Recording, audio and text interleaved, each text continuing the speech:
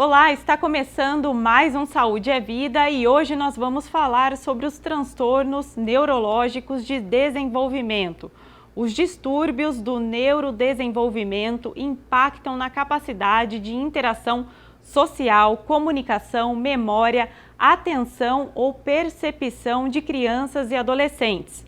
O TEA, que é o transtorno do espectro autista, e o TDAH, o transtorno da atenção com hiperatividade, são exemplos desses distúrbios. Vamos começar o programa falando sobre o TEA. Segundo a Organização Pan-Americana da Saúde, uma em cada 160 crianças tem o transtorno. O TEA começa na infância e tende a persistir na adolescência e na idade adulta também. Quem vai falar tudo sobre esse tema é a Laura Vale, que ela é neuropediatra e membro da Sociedade Brasileira de Neurologia Infantil. Doutora Laura, muito obrigada pela sua participação aqui nesse nosso programa, no Saúde é Vida. Muito obrigada pela sua disposição em participar. Obrigada, eu que agradeço o convite. Doutora, para a gente começar o bate-papo aqui então, o que são esses transtornos neurológicos de desenvolvimento? Queria que você falasse um pouquinho em linhas gerais, para quem está em casa nos acompanhando entender mais sobre esse termo, É um pouco complexo, para entender, mas primeiro a gente precisa pensar o que é o desenvolvimento neurológico, para depois pensar nos seus transtornos. Então, o desenvolvimento neurológico, psicológico do ser humano são todas as fases que ele passa, desde o nascimento até a idade adulta. E a gente divide de uma forma prática em 6 áreas, de desenvolvimento neurológico. Então, tem a área motora, que é o andar, o pular, o correr. A área motora fina, que daí são movimentos mais finos, como pintar ou escrever. A parte de linguagem, tanto a parte de linguagem receptiva, o que a gente entende que as pessoas falam com a gente, quanto a linguagem expressiva, que é o se comunicar. Outra área do desenvolvimento é a área do desenvolvimento social, que é o convívio na sociedade e a resolução de problemas, que são as funções executivas. Então, quando tem um atraso do desenvolvimento em uma ou mais áreas, a gente chama de transtorno do neurodesenvolvimento. Exatamente, doutora. No caso do TEA, o que é esse transtorno? Quais são as características, Porque ele é um espectro, São várias características. Sim, o transtorno do espectro autista, ele é um transtorno do desenvolvimento que tem aí os atrasos na comunicação e na interação social, e tem alguns comportamentos específicos, alguns comportamentos repetitivos e os interesses mais restritos, né? É um diagnóstico que surgiu como um diagnóstico mais na década de 70, 80, e hoje já é uma questão de saúde pública global.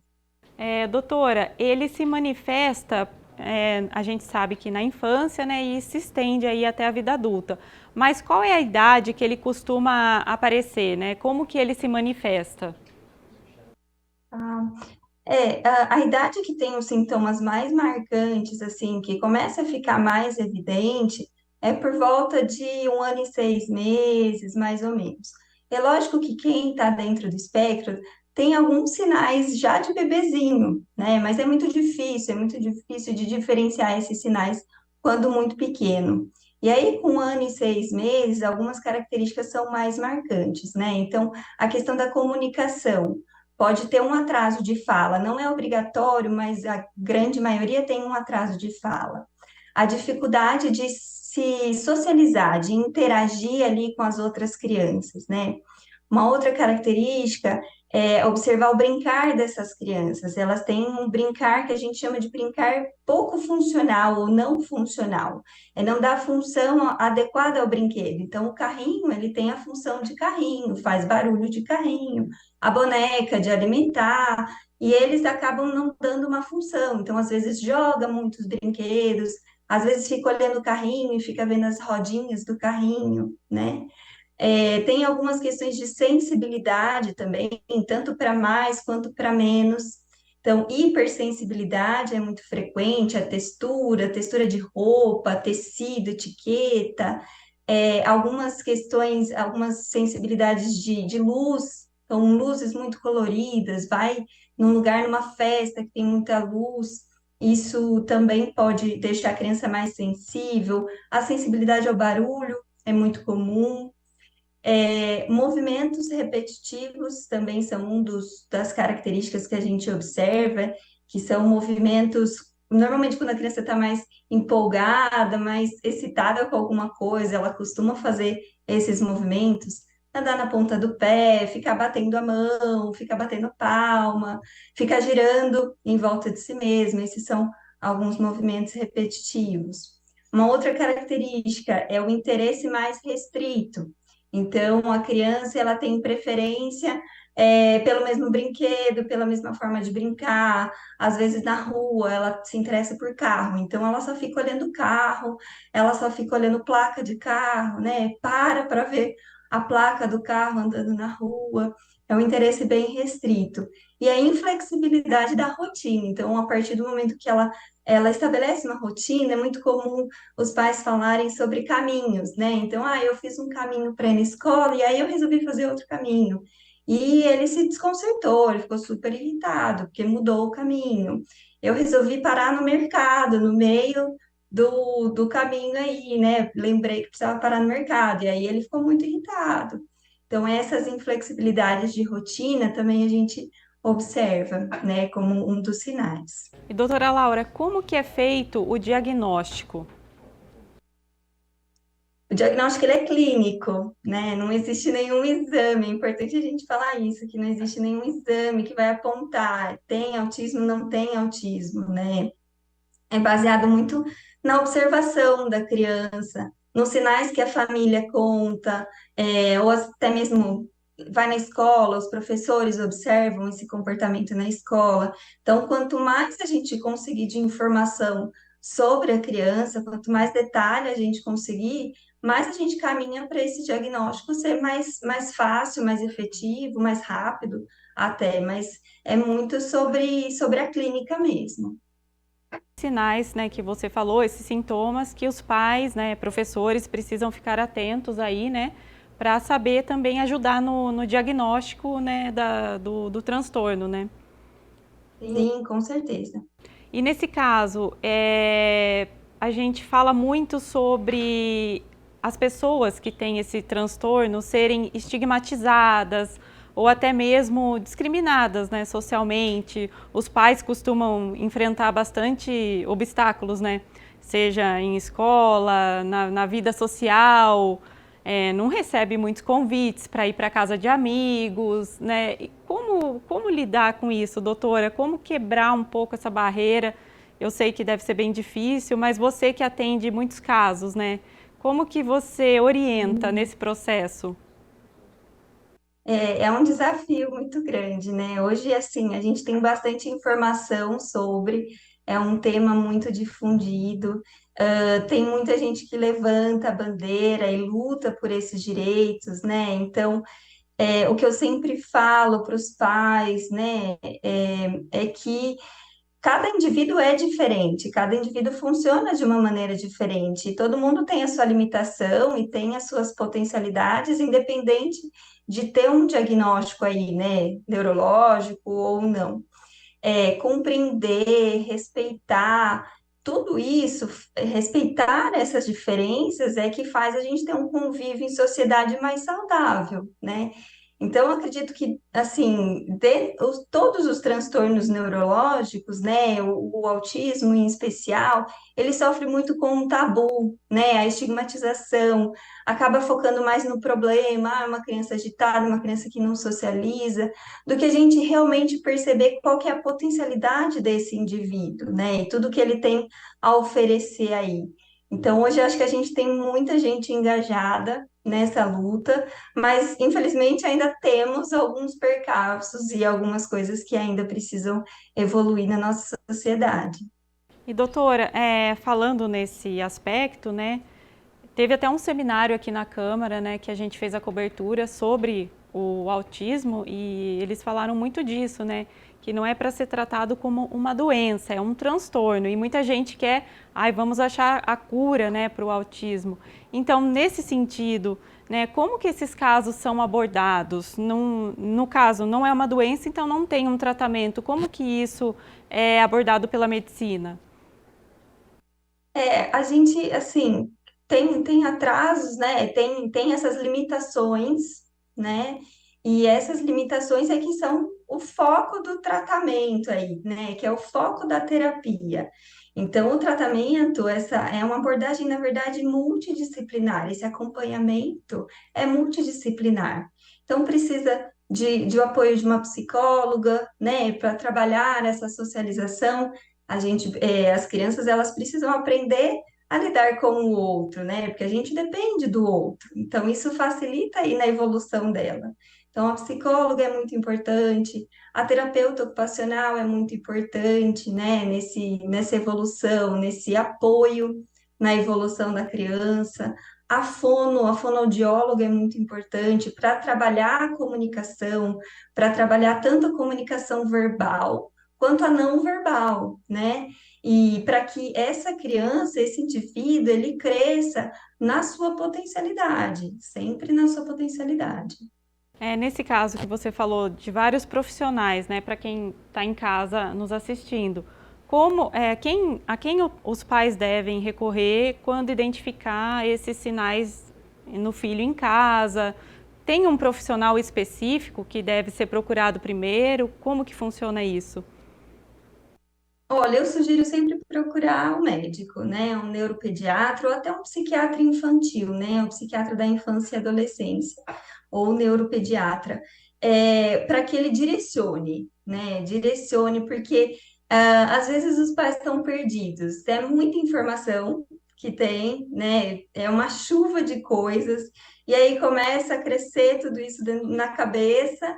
E agora, que caminho que eu sigo, né? Então, procura um médico, para ter, realmente existe essa possibilidade, direcionar o caminho, direcionar qual profissional procurar primeiro. Então, os três profissionais devem ser procurados, né? A psicóloga, a terapeuta ocupacional, a fonoaudióloga. Às vezes é uma criança que tem uma fala bem evoluída, precisa de algum ajuste ali de fono, então a gente já vai direcionando até e auxiliando esses outros profissionais. Então, acho que o médico é o primeiro a ser procurado. Agora, no caso, o autismo, ele é considerado hereditário? Sim, a gente tem uma base genética muito forte, né, no autismo. Mas a gente sabe que é multifatorial, assim, tem essa base genética, mas tem questões ambientais também, e que ainda são muito objetos de estudo, né? A gente usa uma teoria que foi até inventada, né, disseminada ali no Canadá, no Hospital do Canadá, que a gente chama de teoria do copo. Então, é como se esse copo fosse enchendo de coisas, né? Então, vem uma alteração genética da mãe, uma alteração genética do pai, mais alguma coisa ambiental, mais a experiência, né, da criança ali nos primeiros anos de vida. Se esse copo transborda, a gente tem os sinais do TEA, né, como transtorno. Se não, ele fica ali, a criança evolui normalmente, sem nenhum atraso, sem nenhum problema. E geralmente, doutora, quando a criança tem, né, o transtorno, um dos pais tem também, é assim que funciona, e eles só vão saber depois na vida adulta já, né, muitas vezes também. Isso tem sido frequente, não é algo obrigatório, né? Então, assim, a partir do diagnóstico dos filhos, às vezes os pais começam a lembrar lá na infância, eu também era assim, eu também fazia isso, né? E evoluí e tal. Então, no adulto, esse diagnóstico ainda é um pouco complicado, né? Mas a gente sabe que é herdado, a maioria dessas alterações genéticas são herdadas. Não necessariamente os pais vão ter um transtorno, eles podem ter alteração genética lá sem nunca ter nenhum sintoma, sem nunca ter nenhum sinal disso, né? Mas tem alteração genética, é por isso que a gente chama dessa teoria do copo, porque uma coisa soma a outra, não é só um gene, são vários, né? Então, assim, essa etiologia do autismo ainda é algo bem complexo. Eu lembrei até do caso da atriz, a Letícia Sabatella, que ela deu uma entrevista, né, falando que ela foi diagnosticada com TEA. Então, por isso até que eu estou questionando sobre isso. Isso tem sido cada vez mais frequente da gente ver, até porque os critérios diagnósticos agora, eles são mais claros para os profissionais, né? Então, você acaba que lá no passado isso não tinha tão claro, né? E aí acaba sendo esse diagnóstico bem tardio, né? Então, acontecido com uma certa frequência, mas não é obrigatório. Doutora Laura, então quais seriam as orientações para os pais e professores também, né, ao perceberem, né, que as crianças em casa ou nas escolas estão aí com um diagnóstico desse transtorno de TEA? A primeira coisa, acho que é procurar a orientação, né, de um profissional, ir atrás das terapias, começar as terapias é importante. Para os professores é algo novo também nesse âmbito educacional, né? A gente sabe dos direitos da lei da inclusão, então a criança com autismo tem direito a ter um professor auxiliar em sala de aula, né? E o que eu sempre falo para os pais independente do diagnóstico, é o seu filho, então ele tem características boas, olhe para isso, foque na evolução e comemore cada passo, cada conquista, porque às vezes o receber esse diagnóstico é muito difícil, né? Então a gente sempre tem que desviar e olhar para o lado que realmente tem um futuro brilhante pela frente. Tá certo. E no próximo bloco, a neuropediatra vai falar sobre o TDAH, o transtorno da atenção com hiperatividade. Nós vamos para um rápido intervalo e já voltamos.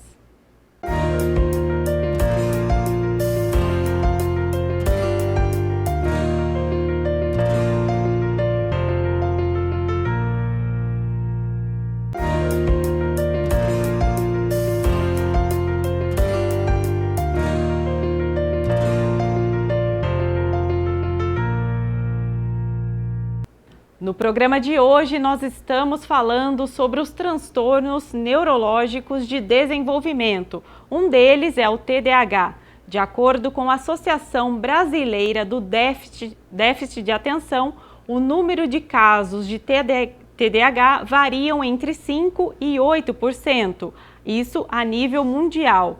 Não é um transtorno novo, mas os detalhes e a descrição mais completa do TDAH ocorreram na década de 1960. Doutora Laura, voltando aqui, né, para esse segundo bloco, nós vamos aí abordar agora o TDAH. A gente viu que ele não é um transtorno novo, né, mas ele só foi sendo assim esmiuçado mesmo a partir de 1960, mais detalhes e pesquisas. Então, o que é o TDAH para quem está em casa, nos assistindo, entender melhor? O TDAH, que é o transtorno de déficit de atenção e hiperatividade, ele é um transtorno do neurodesenvolvimento, cujas principais características é a desatenção, a hiperatividade e o comportamento impulsivo. E doutora, também existe o TDA. Eu queria que você explicasse a diferença para quem está em casa do TDA com o TDAH. O TDA, a gente não usa mais essa nomenclatura, né, como transtorno de déficit de atenção, porque a gente chegou à conclusão que o TDAH ele tem subtipos, né? Então, o TDA é de predomínio desatento. Então, a gente tem os subtipos do predomínio desatento, o predomínio hiperativo e a forma mista ou combinada, que daí vai ter sintoma tanto da desatenção quanto da hiperatividade. Nesse caso, né, quais são os principais sintomas e sinais que a criança e depois até o adulto, né, eles vão demonstrando? A hiperatividade, que é às vezes o que chama mais atenção, né? É aquela criança que não fica sentada, né? Não para quieta, toda hora tá conversando, toda hora chama o colega para conversar, não sabe esperar a vez, então ela quer ser sempre a primeira, não sabe esperar a vez no jogo, não sabe esperar a vez na fila, fala demais, conversa demais, interrompe muitas vezes com frequência, né? Na sala de aula tá inquieta, toda hora pede para ir no banheiro, começa uma atividade, pede para ir no banheiro, vai no restaurante com a família, levanta toda hora da mesa, não consegue terminar uma refeição se não for dar uma voltinha, se não for correr, né? Então, é uma criança que está sempre ligada na tomada. Com relação à desatenção, é uma criança que esquece as coisas ou perde coisas com frequência, não consegue se concentrar, não consegue focar, passa ali uma mosquinha do lado, ela já se distraiu, perdeu o que estava acontecendo, perdeu o que a professora estava explicando. Se você acaba dando um comando a mais, né? Então, pega três coisas, né? Pega a toalha de banho, pega a roupa suja e o seu sapato. E aí chega sem nada, esqueceu tudo já, não prestou atenção em nenhuma, não lembrou de mais nada. Não consegue se organizar ali, eu vou usar para atividade de ciências, o que que eu vou usar? Então, ela fica perdida, não consegue se organizar, não consegue organizar a mochila, né, para a escola, por exemplo, não consegue organizar os brinquedos. Algumas atividades que exigem uma concentração maior, por exemplo, leitura de textos longos, tá na escola, tem um ditado, a criança já não quer fazer, já se esquiva desse tipo de atividade, né? Então, esses são os sintomas de desatenção. E a impulsividade, que é aquele fazer sem pensar. Eu só age, né? Não pensa nas consequências. Então, acaba se colocando muitas vezes em risco, porque não pensa no que pode trazer algum risco aí para a criança, né? São crianças que frequentemente se machucam. E doutora Laura, esses sintomas que você está falando aqui pra gente, eles são os mesmos na fase da adolescência para a fase adulta? O TDAH se manifesta da mesma forma? Como que é o diagnóstico nesses casos? É, Na fase adolescente, adulto, os sintomas da hiperatividade, eles costumam ser menos, costuma predominar muito mais a desatenção do que a hiperatividade, né? Sempre fica uma coisa ou outra, então, às vezes um adulto, um adolescente ou um adulto que fala demais, que interrompe, que não consegue terminar uma tarefa, né? Começa uma coisa e não termina. Então, tem algumas sutilezas aí, né? A gente sabe que se uma criança é adequadamente tratada, diagnosticada e tratada, a maioria, esses sintomas remitem na vida adulta, né? Fica uma coisa bem sutil na vida adulta, mas é lógico que precisa de um tratamento adequado quando criança. Como você falou em tratamento, nesse caso, né, do TDAH, qual seria o tratamento ou os tratamentos combinados, né? Seriam, acho que, ideais aí. Sim. A gente, assim, são duas linhas, né? Dois caminhos aí que correm em paralelo e um ajudando o outro. A terapia psicológica, né? Então, a psicoterapia comportamental também é essencial para essas crianças e junto com a terapia medicamentosa, né? Então, o medicamento, ele é quase que imperativo nos casos do TDAH, né? A gente sabe que melhora os sintomas disruptivos do TDAH e melhora a evolução a longo prazo. Então, pensando nessa criança virando um adulto, a gente sabe que a medicação também melhora esses resultados. Eu destaco também a importância da família nesse tratamento, porque não é só ir lá e levar a criança na psicóloga, né? A família tem que fazer parte desse tratamento, os pais têm que receber orientação, então um treinamento parental, porque essa criança está inserida num contexto ali, né? E se os pais não aderem à rotina, a questões ali do dia a dia mesmo, esse tratamento não evolui, né? É importante frisar que não é uma preguiça, porque às vezes os pais chegam falando, ah, ele é preguiçoso, não presta atenção na aula, não quer fazer a tarefa. Não é preguiça, né?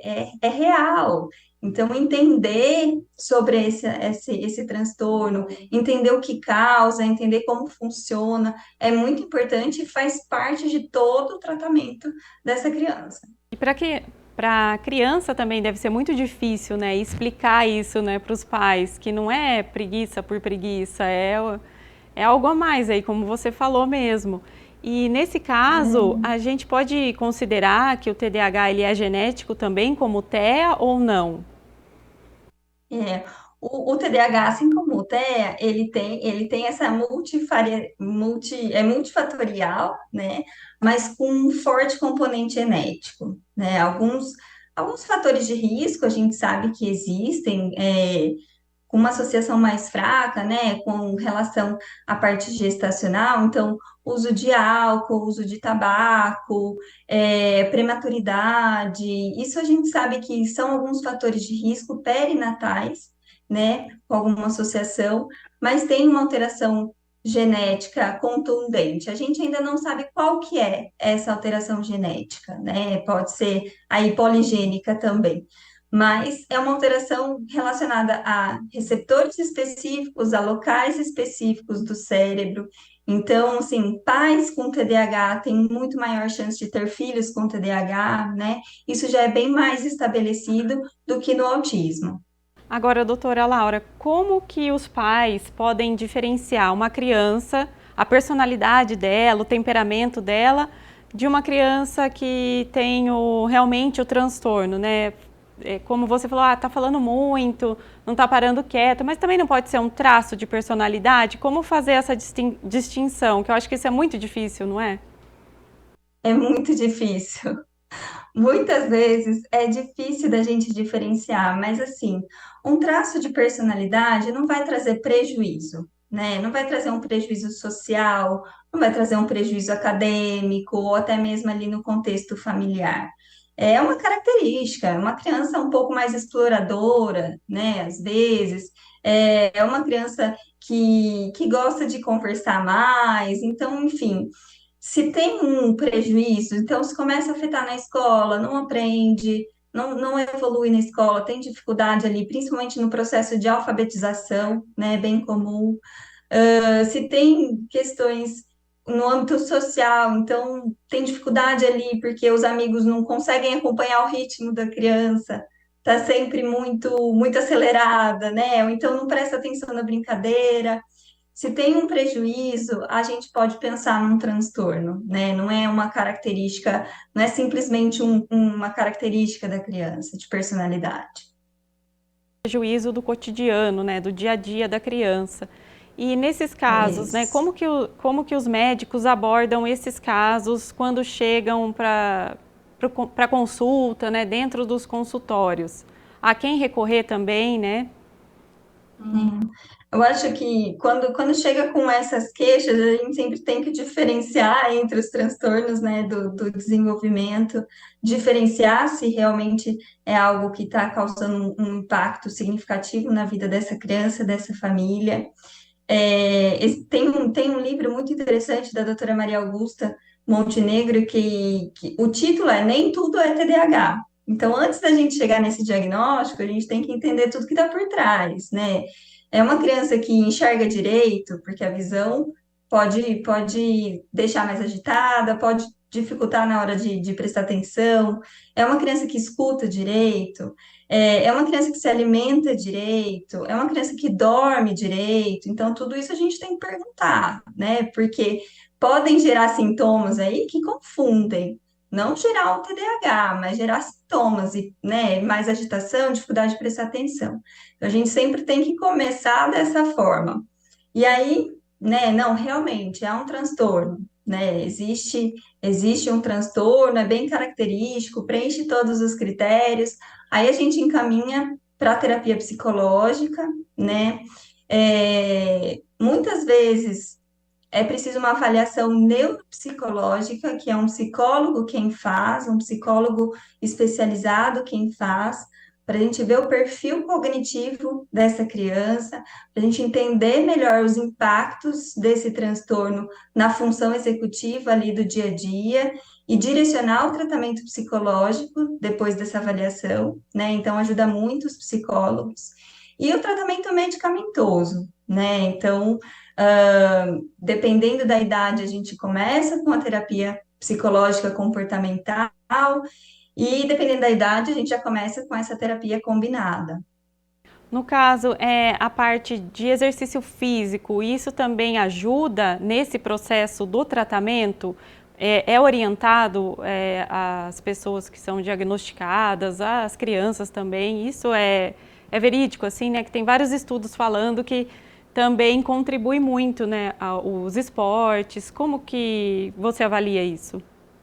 Sim, a atividade física, ela é capaz de liberar um neurotransmissor, né? Então, que é a dopamina, isso ajuda muito nas crianças com TDAH, né? A ter disciplina, a melhorar os seus sintomas, a gastar energia também. Então, a atividade física sempre é recomendada.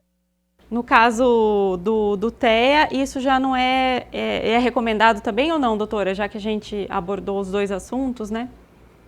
Ajuda, mas é um pouquinho diferente do TDAH, né? Então, no TEA, a atividade física sempre é estimulada, a gente sabe que, no geral, melhora a saúde, né? Mas não tem essa indicação tão formal quanto no TDAH. Para os adultos, doutora Laura, o tratamento e as orientações também são as mesmas que para as crianças? Ou tem algum diferencial do TDAH, No né? adulto, no caso do TDAH, no adulto, nem sempre vai precisar da medicação, né? O tratamento psicológico é sempre imperativo aí, né? Porque no adulto a gente vê muito mais associação com transtornos psiquiátricos, né? Esse adulto começa a desenvolver mais ansiedade, mais depressão. Então, acaba que o tratamento é mais direcionado para essas comorbidades do que o TDAH em si, né?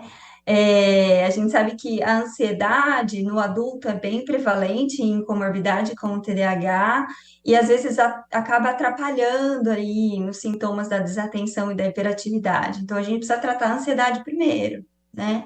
E por isso a terapia psicológica comportamental é sempre essencial. Também no caso do TDAH, existem muitos casos de preconceito, se a criança é diagnosticada com esse transtorno dentro das escolas, como que isso chega até você? Você escuta muito sobre isso também, como no TEA, né? Sim, é bem frequente, assim, a gente escutar que a criança é preguiçosa e que a criança é burra, né? Porque tem ali as suas dificuldades. E a gente precisa trabalhar muito a autoestima dessa criança, porque não é burrice, não é preguiça, não é, né? Então a gente precisa e explicando o que acontece com o organismo dela, o que acontece com o cérebro dela, que tem uma causa, né? Tem ali a justificativa, e ir trabalhando a autoestima dessa criança é muito importante. Então, todo o esforço da criança tem que ser valorizado, independente do resultado. Né? Então, é muito frequente a dificuldade da alfabetização da criança. Então, não conseguiu escrever, mas tudo bem, você se esforçou muito, você está indo super bem. É sempre isso que a gente tem que valorizar, porque essas crianças costumam ter autoestima muito baixa, né? E sofrem muito com o que acabam ouvindo por aí. Então é incentivar mesmo, né? Igual você falou, a parte boa, né? Não ficar focando o lado negativo, a gente pode dizer assim, não é mesmo, doutora? Exatamente, exatamente. Nunca focar no problema, né? Mas no esforço que está fazendo para evoluir, para superar essas dificuldades. Doutora, se você fosse dar um recado para os pais e também para os professores, né? Porque sempre estão com as crianças nas salas de aula, o que você diria, né, para orientar nesses casos de TDAH? O que eles podem fazer? Como se comportar? Ah, eu acho que é importante ter isso assim, saber que isso existe, saber quais são os sintomas, saber quais são os sinais, né? Ficar atento para ter um diagnóstico precoce. Mas o que eu vejo muito e que às vezes me preocupa é querer rotular, né? Querer rotular, querer justificar, faz isso porque tem um transtorno, né? Então, saiu um pouquinho ali da média, um pouquinho mais agitado, vai procurar porque tem um transtorno. Nem tudo é um transtorno, né? Eu acho que é importante a gente frisar isso. Que, lógico, quem tem que procurar ajuda, tem que procurar o tratamento, mas nem tudo se encaixa dentro de um transtorno. Então, é importante diferenciar, é importante ouvir um profissional, né? Porque senão a gente acaba querendo rotular todo mundo, né? Ah, é autismo, é TDAH. E não é, né? Então, é importante a gente saber disso, que existem muitos traços e características das crianças que podem aí confundir e que não são. Eu acho que isso eu tenho visto bastante, né? Tem me preocupado muito, principalmente a questão da escola, né? A escola quer colocar, às vezes, todo mundo dentro de uma caixinha, dentro de um quadradinho, e todo mundo tem que fazer igual, e às vezes um outro foge, né? Pelas características mesmo. Então, é importante a gente saber e procurar ajuda quando tiver na dúvida. Porque de repente, né, doutora Laura, às vezes é até perigoso uma criança começar a tomar medicamentos sem necessidade alguma. Isso que eu acho que é o mais grave, né, nessa história toda de, como você disse, sair rotulando, né, e não fazer uma avaliação correta do caso. Sim, a gente acaba tratando demasiado, né? Acaba tratando demais, né? E é lógico que a gente sempre tem que estar atento com relação a isso, para não tratar os casos que realmente não são. Tá certo, doutora Laura, eu agradeço muito a sua participação aqui no nosso programa, no Saúde e a Vida, da TV Câmara Campinas. Muito obrigada. Eu que agradeço. Obrigada também pela sua companhia. Você pode conferir o nosso programa de hoje e outros programas também que são produzidos aqui pela TV Câmara Campinas, no YouTube da TV, e também não se esqueça de nos acompanhar nas redes sociais. Até o próximo Saúde e a Vida!